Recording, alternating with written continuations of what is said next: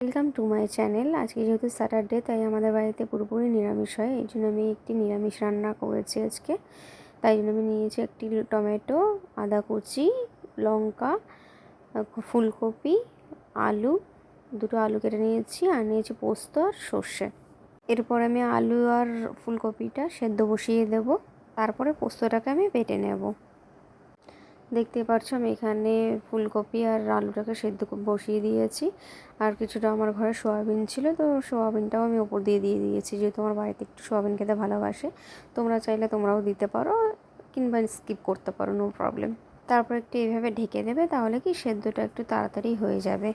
ফুলকপি আর আলুটা সেদ্ধ হতে হতে আমি এখানে মশলাটা করে নেবো। এখানে নিয়েছি আমি সর্ষে আর পোস্ত নিয়েছিলাম, টমেটো নিয়েছিলাম, আদা নিয়েছিলাম, আর নিয়েছিলাম কিছুটা কাঁচা লঙ্কা। পোস্ত আর সর্ষেটা কিন্তু আমি ফার্স্ট করে নেব, কারণ সব যদি আমি একসাথে দিয়ে দিই পোস্ত আর সর্ষেটা ভালো করে মিক্সি হবে না। দেখো পোস্ত আর সর্ষেটা আমি দিয়ে দিলাম, দিয়ে একটুখানি ঘুরিয়ে নিলাম, নিয়ে তার মধ্যে একটুখানি জল অ্যাড করে দেবো।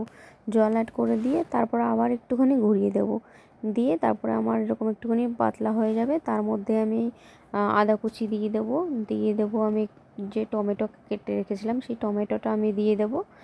দিয়ে তারপরে আমি যেই লঙ্কাগুলো দিয়েছিলাম সেই লঙ্কাগুলো দিয়ে দেবো। তোমরা পরিমাণ মতন লঙ্কা দিও, আমার বাড়িতে যেহেতু একটু ঝালটা বেশি খায় তাই জন্য আমি সেইভাবে লঙ্কাটা দিলাম। তার মধ্যে আমি একটুখানি দিয়ে দিলাম হলুদ গুঁড়ো, তার মধ্যে একটু নুন দিয়ে দেবো, দিয়ে আবার একটু মিক্সি করে নেব। দেখতেই পারছো মশলাটা আমার কমপ্লিট হয়ে গেছে বাটা। এরপরে আলু, সয়াবিন আর ফুলকপিটা যে সেদ্ধ বসিয়েছিলাম সেটাকে আমি এবার নামিয়ে নেব। গ্যাসে আমি কড়াইটা বসিয়ে দিয়েছি, কড়াইটা বসিয়ে গরম হয়ে গেলে পরে তার মধ্যে আমি তেল দিয়ে দেব। তোমরা পরিমাণ মতন সব কিছু দিও প্লিজ। আমি আমার বাড়িতে যেরকম পরিমাণ খাই সেই পরিমাণেই আমি দিয়েছি। পরিমাণ মতন তেল দিও।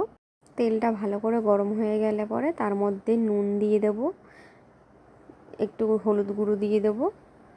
একটু পরে আমরা এক এক করে আলুগুলো ছেড়ে দেবো। দেখো আমার আলুটা কেমন ছোড়া হয়ে গেছে। তোমরা প্লিজ এইভাবে ছুঁড়ে ছুঁড়ে দিও না, আমি একটুখানি ছুঁড়ে দিয়েছি যেহেতু আমার তেল ছিটকানোর একটু ভয় করছিল তাই। তোমরা এইভাবে ছুঁড়ে দিও না প্লিজ, সেফফুলি সব পুরো কাজটা করো, রান্নাটা করো। আমার এইভাবে হয়ে গেছে। এবার দেখো আলুগুলোকে আমরা ভালো করে ভেজে নেব। আলুগুলোকে এপিট ওপিট করে ভালো করে ভেজে নেবে। দেখো আমার আলুগুলো ব্রাউন কালার হয়ে গেছে, ভালো করে ভাজা হয়ে গেছে। আমি আলুগুলোকে তুলে নিয়েছি। এরপরে এক এক করে ফুলকপিগুলোকে আমি দিয়ে দেব। তোমরা পারলে একবারই দিতে পারো, বাট আমার একটু ভয় করছিল বলে আমি এক একটা করে দিচ্ছিলাম। তোমরা পুরো দিয়েও তোমরা ভাজতে পারো। দেখো আমার ফুলকপিগুলো লালচে হয়ে গেছে, এবার আমি তুলে নেব। ফুলকপিগুলোকে তুলে নিয়ে ওই ভাজা তেলের মধ্যেই আমি এবার দিয়ে দেবো গোটা জিরে, কিছুটা হলুদ গুঁড়ো, আর কিছুটা জিরের গুঁড়ো দিয়ে দেবো।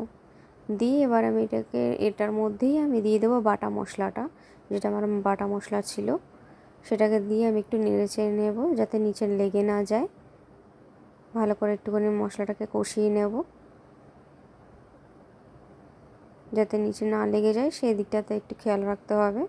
তারপরে মিক্সিতে একটুখানি জল দিয়ে সেই জলটা আমি এটার মধ্যে অ্যাড করে দেবো যাতে মশলাটা নিচের থেকে না লেগে যায়। পুড়ে গেলে পরে তিতকুটে হয়ে যাবে, তরকারিটা খেতে ভালো লাগবে না।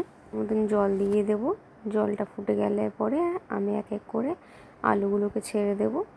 আস্তে আস্তে করে আলুগুলোকে ছাড়ার পরে আমি ফুলকপিগুলোকে ছেড়ে দেবো আর সোয়াবিনটাও ছেড়ে দেবো। তোমরা চাইলে একবারেও দিতে পারো, বাট আমি আস্তে আস্তে করে দিয়েছি যেহেতু ঝোলটা একটুখানি ছিটছিল। তো আমার হয়ে গেছে কমপ্লিট আমার তরকারি।